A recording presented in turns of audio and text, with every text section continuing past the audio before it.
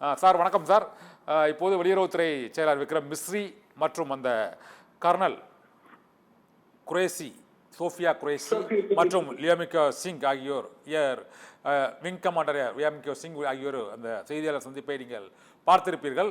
அந்த செய்தியாளர் சந்திப்பின் போது பாகிஸ்தான் இராணுவத்தினர் தொடர்ந்து இந்த எல்லை கட்டுப்பாட்டு கோடு பகுதி மற்றும் எல்லையோர மாநிலங்களில் மீறுவதற்கு தகுந்த பதிலடி அளிக்கப்பட்டிருக்கிறது என்றும், இந்த பயணிகள் விமானத்தை அவர்கள் கேடயமாக பயன்படுத்துகிறார்கள் பாகிஸ்தான் இராணுவத்தினர் என்றும் கூறியிருக்கிறார்கள். தொடர்ந்து இந்த ஆபரேஷன் சிந்தூர் 3வது நாளாக இந்த நீடித்து வருவதற்கு என்ன காரணம் நினைக்கிறீங்க சார்? போர் என்பது அடிப்படையான உண்மை. முதலில் நான் சொல்லிக் கொள்ள விரும்புவது உங்கள் நேயர்களுக்கு வணக்கம். அடுத்தபடி நீங்க கேட்ட கேள்விக்கான விடை, போர் நாம் அடுத்த அவர்களின் தீவிரவாத முகாம்களை அடுத்து 2வது நாள் முதலே பாகிஸ்தான் அத்துமீறி தாக்குதல் நடத்த முயன்றுள்ளது. அதை நாம் தகர்த்தியுள்ளோம். திரும்ப நேற்று இரவு முதல் இன்று இந்த நிமிடம் வரை அவர்கள் பல முறை முயற்சிகள் எடுத்துள்ளார்கள். 300 500 முறை அவர்கள் இந்திய வான்வழியை நமது டிஃபென்ஸ், அதாவது நமது வான்வழி பாதுகாப்பை தகர்த்து உள்ளே அத்துமீறி நுழைந்து நமது பொதுமக்கள் வசிக்கும் பகுதிகளில் தாக்குதலில் ஈடுபட முயற்சித்துள்ளார்கள். சில இடத்தில் நம் பொதுமக்களுக்கு அதனால் சேதமும் ஏற்பட்டுள்ளது. தொடர்ச்சியாக இப்போ நம்ம பாதுகாப்புத்துறை வெளியுறவுத்துறை செயலாளர் விக்ரம் மிஸ்ரி கூறியது என்னவென்றால், அதில் மிக முக்கியமான அம்சமாக அவர் 36 இடங்களில் அவர்கள் ஊடுருவ முயற்சி செய்தார்கள்.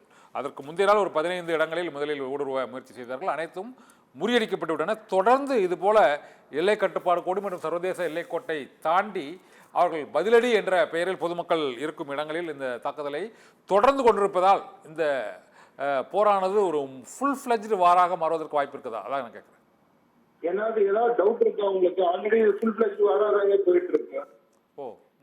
இப்பொழுது அவர்கள் நம் பொதுமக்களின் வசிக்கும் இடங்களில் நோக்கி அவர்கள் ட்ரோனோ அல்லது அவர்கள் விமானப்படையோ அல்லது அவர்கள் ஆர்டிலரி, அதாவது பீரங்கிகளோ முழங்கிக் கொண்டிருக்கிறதோ, நமது பொதுமக்களின் உயிர்களை காவு வாங்க துடிக்கின்றதோ புறக்கணித்து அதை நாம் பதிலடி கொடுக்கும் நிலையில் நாம் அவர்களுக்கு பதிலடி கொடுத்து கொண்டிருக்கிறோம். ஒவ்வொரு தாக்குதலையும் நாம் நிர்மூலமாக்கி இருக்கிறோம். இது போர் இல்லாமல் வேற என்ன என்று சொல்லுவது? செமி கன்வென்ஷனல் வார் அல்லது ஃபுல் ஃபிளஜ்டு வார், இது ஒரு ஆபரேஷன் என்று பொதுவாக அந்த முன்னாள் இராணுவ தளபதிகள் மற்றும் இந்த கர்னல்கள் அளித்த பேட்டியின் போது, இது ஒரு முழுமையான போரை நோக்கி கொண்டு சென்று கொண்டிருக்கிறதா என்ற கேள்விக்கு, இது ஒரு ஆபரேஷன் தான். இந்த சிந்தூருங்கிறது தீவிரவாதிகள் முகாம்களை அளித்த ஒரு ஆபரேஷன் தான் நடந்தது. அதற்கு அவர்கள் பாகிஸ்தான் இராணுவம் ஆற்றிய எதிர்வினைக்கு நாங்கள் பதிலடி கொடுத்து கொண்டிருக்கிறோம் என்கிறார்கள். முப்படைகளும் முழுவீச்சில் இறங்கி விட்டது அந்த தாக்குதல்ல. It is a clear cut escalation. இது அவர்கள் பாகிஸ்தான் நடத்திய அவர்கள் தீவிரவாதி முகாம்கள் மீது நடத்திய தாக்குதலுக்கு பாகிஸ்தான் தீவிரவாதிகளுக்கு அவர்களுக்கு உதவி செய்யும் வண்ணம் அல்லது அவர்களை நாம் தாக்கியதனால் பாகிஸ்தான் ராணுவம் எந்த வகையில் இவர்கள் நம் மீது தாக்குதல் நடத்த இவர்களுக்கு உரிமை உண்டு? பாகிஸ்தான் ராணுவத்துக்கும் தீவிரவாத அமைப்புகளுக்கும் என்ன தொடர்பு என்பது இதுதான் எல்லோருக்கும் தெரிகின்றது, உலகத்துக்கு தெரிகின்றது, நமக்கு ஏற்கனவே தெரியும். அவர்களே எக்ஸ்போஸ் பண்ணி கொண்டு இருக்கிறார்கள் என்றதுனா இதுக்கு அர்த்தம்.